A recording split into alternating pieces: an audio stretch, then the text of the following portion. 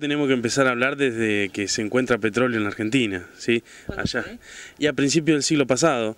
Y tiene un auge también porque se empiezan a utilizar los motores a combustión interna en Argentina, empiezan a ser importantes, más allá de los vehículos, en la industria.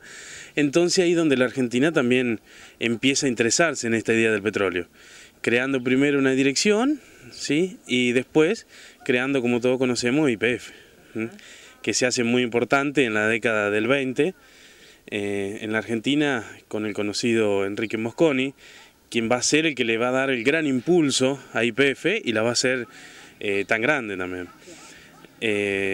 Bueno, primeramente Mosconi lo que van a hacer es exploración, explotación y después hacer la refinería de La Plata, que eso también le da el gran impulso a YPF para poder refinar su propio producto. Surgió como una sociedad del Estado, ¿sí?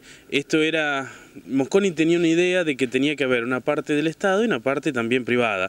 Él decía que tenía que estar las dos partes dentro de esta sociedad del Estado. Y él creía en esa época, decía que el que controlaba el combustible iba a controlar parte de la economía también del Estado. Situémonos en el momento, estamos en una época de periodo de entreguerras mundiales, donde la Argentina está en un periodo de sustitución de importaciones.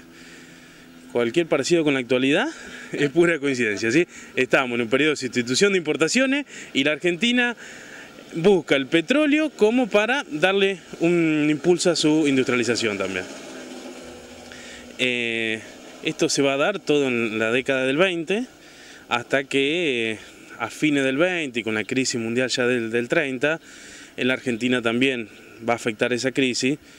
Se intenta por medio de YPF bajar los combustibles en ese momento, el precio, y bueno, que termina en ese gran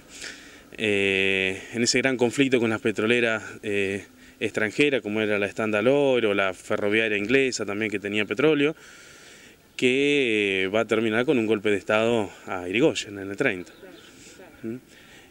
Y después de ahí se van a dar esos vaivenes en YPF que van a estar asignados por la política de turno, ya sea por los golpes militares.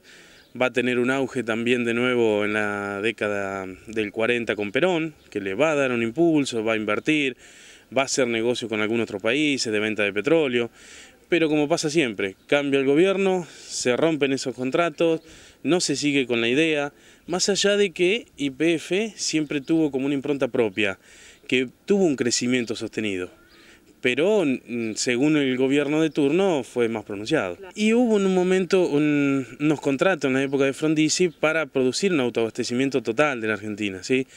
Pero también, sabemos, hubo un golpe de Estado, ¿sí? Se dejaron esos contratos, pero como te digo, YPF fue creciendo, ¿sí?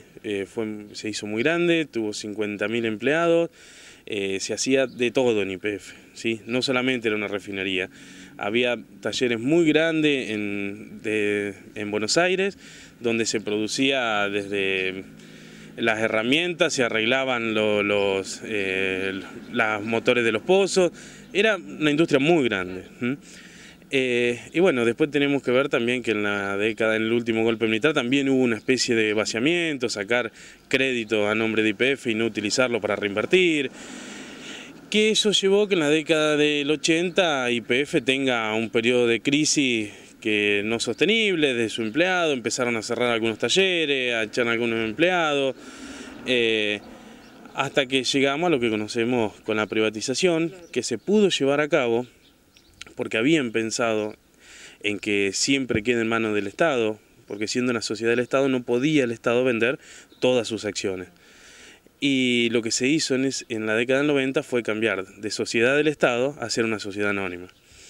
Y eso pudo que en el transcurso de la década del 90 se fueron vendiendo fraccionadas las acciones, hasta que en un momento Repsol compra las últimas acciones y después compra otro paquete más grande. Y así se hace el socio mayoritario, y empieza a controlar la empresa.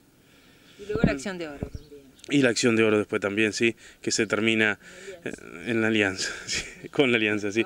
Bueno, lo paradójico de esa época que vamos a ver hoy, que algunos que estuvieron a favor de la privatización en ese momento, hoy están por la estatización, y los que estuvieron en contra de la privatización, hoy van a votar en contra.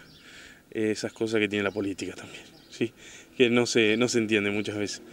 Bueno, esperemos que esto sea para bien. Siempre los servicios esenciales creo que tienen que estar en manos del Estado, porque eso va a ser fundamental, sobre todo en este momento con el petróleo, los combustibles y la industrialización que se está buscando.